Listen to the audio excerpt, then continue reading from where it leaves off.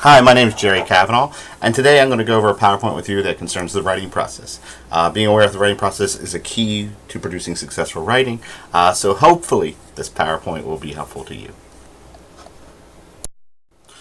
Keep in mind that there are steps in writing successfully. That's what the writing process basically is the steps that you take when you're writing. Okay, so we'll talk about pre-writing, generating ideas. We'll talk about outlining and organizing your ideas. Then we'll talk about drafting, revising, and editing. Okay. First, we'll talk about pre-writing. Pre-writing is basically the generation of ideas. Okay, what are you going to say about a given topic for an assignment? So what I've done here is create a list of the most common means of pre-writing. I've also included outlining. Okay, so we'll talk about that as well. It comes right after pre-writing. Okay, so we'll talk about reflection, listing, clustering, free writing, questioning. As reflection. I always encourage my students to do this. This is basically just thinking about what is the assignment. Okay, why did the instructor give this to me? What am I supposed to learn from doing this assignment? What am I supposed to convey to my audience? What are the expectations of my audience? How long is it going to be? So on and so forth. You want to be very familiar with what is expected in classroom writing. Then you want to think about the topic. Okay, what do we know about the topic? Okay, so we go through, we take stock of what we know, what we've heard about the topic. Maybe there's areas where we disagree with other people concerning the topic. We look at the various viewpoints, so on and so forth. Then we think about due dates. Okay, now I know students, and I was a student just like this, that would occasionally wait till the last minute to do my writing assignments. It worked throughout high school. I would do my paper the night before, and it would be fine. At the college and university level, this will not work for you. Okay, so you have to think about your due dates and schedule time for you to actually write on any given assignment. After you're aware of what the assignment is, what are your initial thoughts? Okay, then you think about what's that. Okay, now this is my next step is generating some vague general ideas about any given topic in the assignment and getting something a little bit more specific that we can write about. One means of pre-writing, generating specific ideas about a topic, is listing. Now this is what I personally do. Okay, as a student, and even now when I'm given an assignment or an idea, I just start listing down ideas, writing ideas. Okay, I'm not thinking about grammar or writing sentences. I'm just jotting down ideas. Okay, so example, you had to write about Facebook. Okay, what would come to your mind? Well, here are some things that I just jotted down real quickly. I took a couple minutes, just thought about the concept of Facebook. These are things I wrote down. Okay, it's easy to use. Be careful what you post. It could be time wasting. What would employers do? Employers check people's Facebook accounts. If you're posting pictures of you going out and having a good time, would you not want to post those pictures on Facebook? Because when you graduate, your potential employer might be looking at that, so on and so forth. So what I'm doing is I have a broad topic, Facebook. I'm just writing ideas, trying to find a more specific topic. Because keep in mind that most of your writing assignments, if not all your writing assignments, are going to be relatively small in focus. Okay, you're not going to write a history of the Civil War. You'd write something very specific. Okay, so you wouldn't write everything about Facebook. You'd want to find some specific thing to discuss. Another means is clustering. Okay, this seems to work with students that are visual learners. They like visual representations of information. It works in roughly the same way as listing, but instead of just writing them down in columns or write down a piece of paper, you fill in bubbles. Okay, so here's the example of fast food. Okay, so we have the topic of fast food. Then we think about different things that are associated with fast food: health, taste, convenience, cost, value, what have you. We see some sort of relationship maybe forming between different things. So cost, while yes, a Little Caesar's pizza might be $5 at the moment, well, what's the real value? Especially if you think about taste, maybe we see some connections there. Okay, it's just generation to accessing the topic and thinking about specific things we can talk about. Free writing. Free writing is based upon the idea that the conscious mind holds a lot of information. Don't get me wrong, but it doesn't hold everything that we know. Okay, so for example, you may have had this experience where you're playing a trivia game, and a question comes up, and you know the answer, and you're like, "Holy cow! I did not know that I knew that answer." Okay, well, that's the process of free writing. The idea of accessing that information that you're not keeping consciously. Free writing helps us get there. And the goal of free writing is that you just set aside 5 minutes and you just are going to write. Okay, you're not going to think about punctuation, spelling, grammar. You're just going to write. Okay, you're not going to try to self-edit as you write.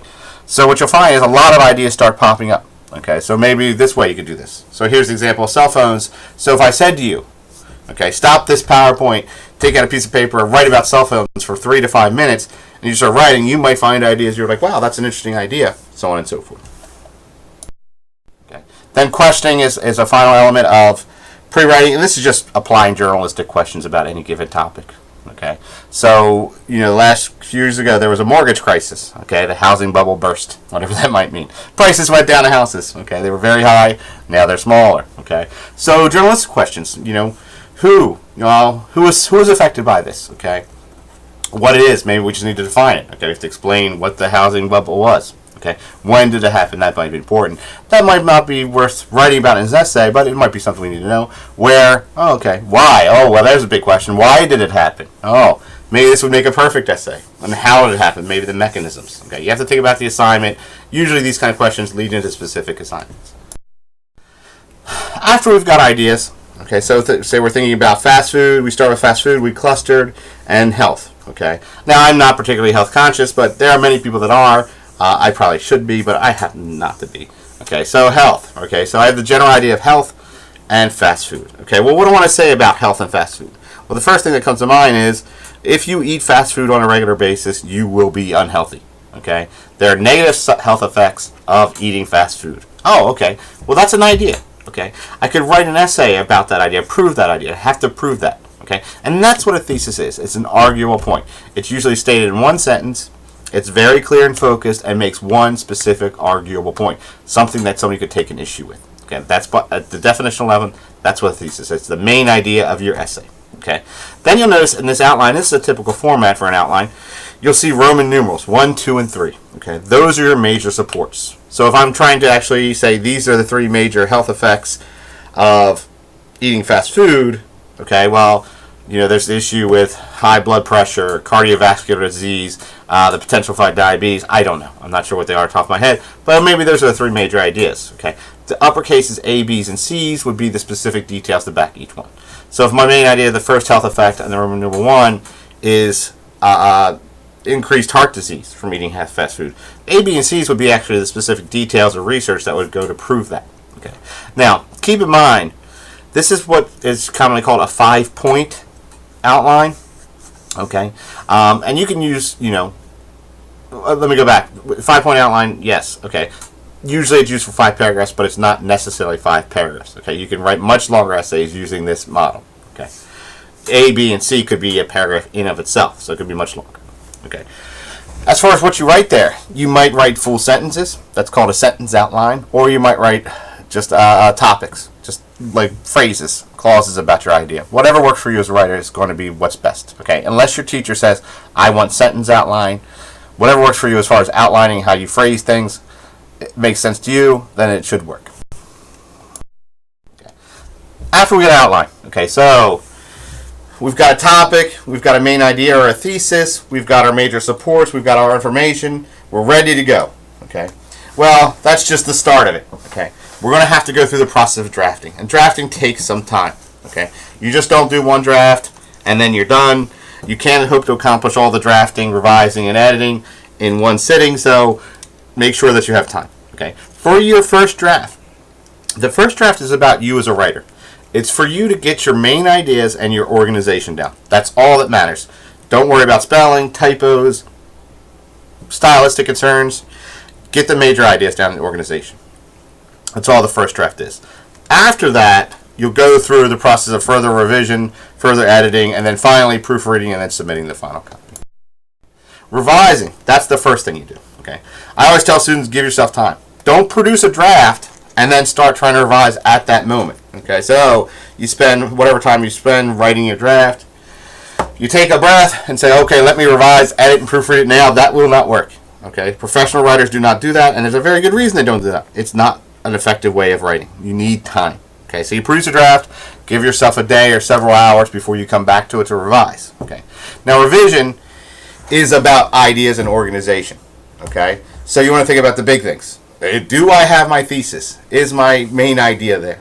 Okay, are my major supports there? Are those supported? Do those supports support the thesis? Okay, an essay pretty much is just a means of supporting a thesis. Okay, did I meet the expectations of the assignment? Did it cover what it needs to cover? Is it as long as it needs to long? So on and so forth. Do I have a purpose? What was my purpose in trying to write this essay? Did it accomplish? Am I writing to the target audience? Okay, these are the big concerns. Okay. After that, look at each element. Go paragraph by paragraph if you need to. Look at the introduction. A typical essay in composition, the introduction has several elements. It has a hook. Okay, maybe you call it a motivator. It's that thing you introduce the topic in an interesting manner that encourages someone to read. Okay, so the idea is that people are going to choose to read your essay. Okay, so your idea, you want to grab their attention and bring it in. Do you have that? Okay, do you have a bridge? Okay, do you have a thesis and a thesis map? Okay. Then look at the body paragraphs. Do I have topic sentences? Do I have the supports and details there? Then does my conclusion have all that it should have? A summary. Okay, usually conclusions summarize your main ideas and end with some final thoughts. Okay, what's next? Maybe end with a telling quote. Okay, something to ease the reader out. So at the beginning of the essay, we have this hook that brings the reader in. We have to bring the reader out. Then we have editing. Editing is about language. But of course, just like revising or anything else that we talk about in writing, you have to give yourself time. So we've gone through the steps of coming with a general topic, getting a specific topic, developing a thesis, generating some ideas, outlining those ideas, writing a draft, revising that draft. Okay. At this point, we have a draft that the ideas are good, everything's well supported, it's rational, it makes sense. We'll give ourselves a day before we come back to it. Then we start thinking about language. And that's what editing is what you're saying said in the best manner possible. Okay, you think about your audience. Am I writing in a language and a style that will appeal to that audience? Okay, start with the big concerns first. Okay, overall, yes. Do we do that? Okay, then you go. Do we have transitions from paragraph to paragraph? Okay, internal transitions. Do we have that? Have we chosen the right word choice? Okay, have we been repetitive in some of our language choices? I know a lot of native speakers of American English like to use phrases such as "in my opinion" or "I believe," these deadwood phrases. Okay, do we take those out? Okay, have we said things in the best manner possible? The key thing is, do not write in isolation. Okay, you don't want to be sitting in your office or your room or in a library, a carrel in the library, plugging away with this. There are plenty of people out there that will help. Okay, no writer writes in isolation. It's not like writers are sitting in a cabin somewhere in the woods, typing away, producing documents, and having no one look at them until they're published. That's just not how it's done. Okay, so you have a draft. Go to the writing center. Have them look at it. You have friends and family. Have them take a look at it. Okay. You have an instructor. Email your instructor. Send it to them. Get feedback. Okay. The more people that look at your drafts, the better the result will be. Okay. Proofreading is the final thing. And a lot of times, this is what students think that revising and editing is. This is the final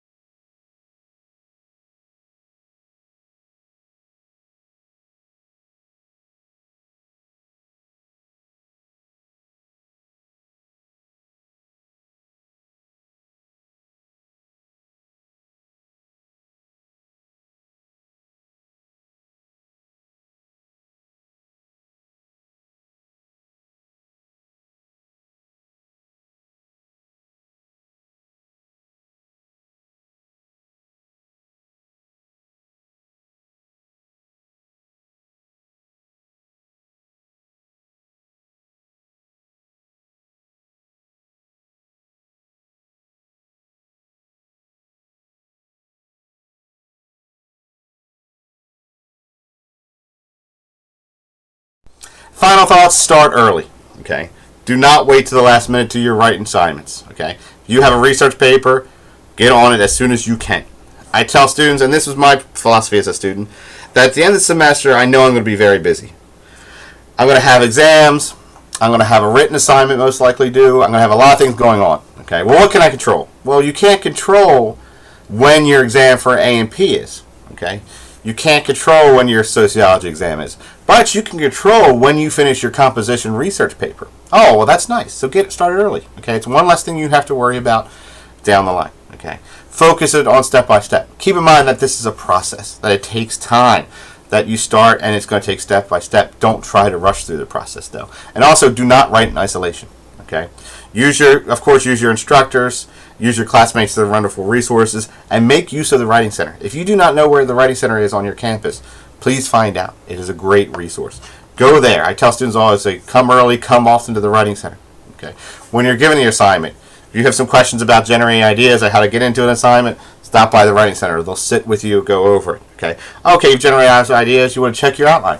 Stop by the Writing Center. They'll take a quick look at it and say, like, this seems good. Oh, I noticed this one seems a little under-supported. What can you say here? Or maybe this doesn't rationally go together.